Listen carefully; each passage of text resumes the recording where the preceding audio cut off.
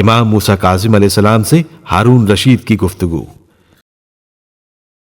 ایک روز ہارون نے حضرت امام موسیٰ کاظم علیہ السلام کو بلا کر پہلے تو ادھر ادھر کی باتیں کی، پھر کہنے لگا، میری سمجھ میں نہیں آتا کہ آپ کس حق سے اپنے کو حضرت رسول خدا صلی اللہ علیہ وآلہ وسلم کا فرزند بتلاتے ہیں، حالانکہ آپ تو حضرت علی کی اولاد میں سے ہیں۔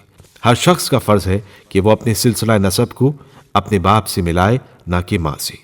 امام علیہ السلام نے فرمایا، میں تم سے دریافت کرتا ہوں، بالفرض اگر حضرت رسول خدا صلی اللہ علیہ وآلہ وسلم زندہ ہو جائیں اور تمہاری لڑکی کی خواستگاری کریں تو اسے قبول کرو گے یا نہیں؟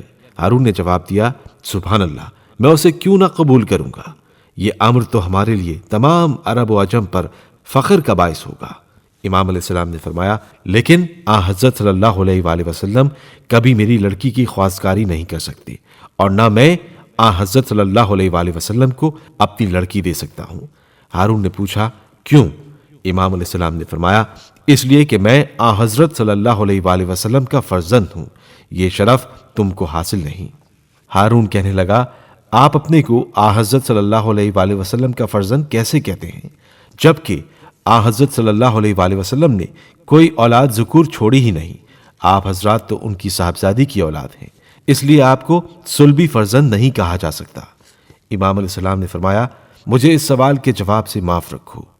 ہارون نے کہا، ہرگز نہیں، آپ کو اس سوال کا جواب دینا ہوگا۔ میری دلی خواہش ہے کہ میں فرزندان علی کی وہ دلیلیں سنوں جن کی وجہ سے وہ اپنے کو حضرت رسول خدا صلی اللہ علیہ وآلہ وسلم کا صلبی فرزند کہتے ہیں۔ آپ چونکہ ان کے سردار و امام ہیں، اس لیے میرے اس سوال کا جواب دینے کے زیادہ سزاوار ہیں، لیکن ثبوت قرآن سے ہونا چاہیے۔ امام علیہ السلام نے فرمایا، اگر تمہاری یہی مرضی ہے تو سنو، خداوند عالم فرماتا ہے، وَمِن ذُرِّيَّتِهِ دَاوُودَ وَسُلَيْمَانَ وَأَيُّوبَ وَيُوسُفَ وَمُوسَى وَهَارُونَ وَكَذَلِكَ نَجْزِي الْمُحْسِنِينَ وَزَكَرِيَّا وَيَحْيَىٰ وَعِيسَىٰ وَإِلْيَاسَ كُلٌّ مِّنَ الصَّالِحِينَ۔ اور ہم نے ابراہیم کی ذریت میں سے قرار دیا داؤد، سلیمان، ایوب، یوسف، موسیٰ اور ہارون کو، اور ان لوگوں کو احسان کرنے والوں میں شمار کیا، اور زکریا، یحییٰ، عیسیٰ اور الیاس کو بھی، اور یہ سب حضرات صالحین میں داخل ہیں۔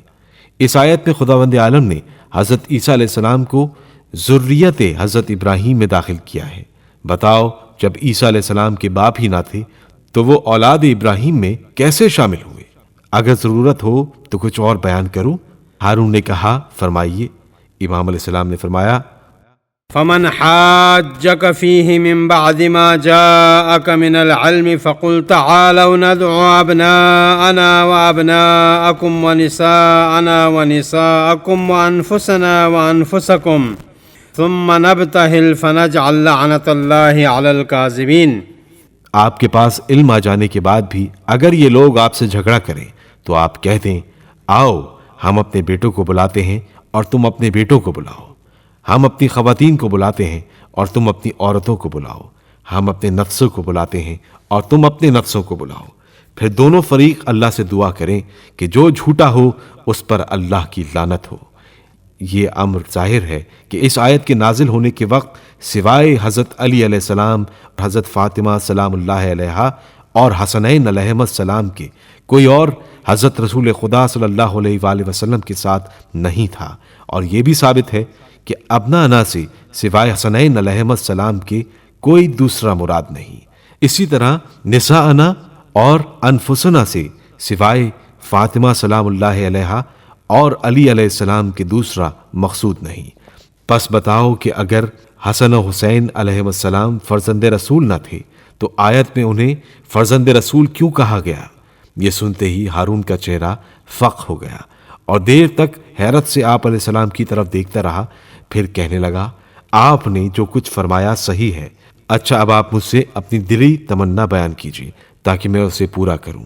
امام علیہ السلام نے فرمایا، اس کے سوا میری اور کوئی خواہش نہیں کہ مجھے مدینہ منورہ میں رہنے کی اجازت دے دی جائے۔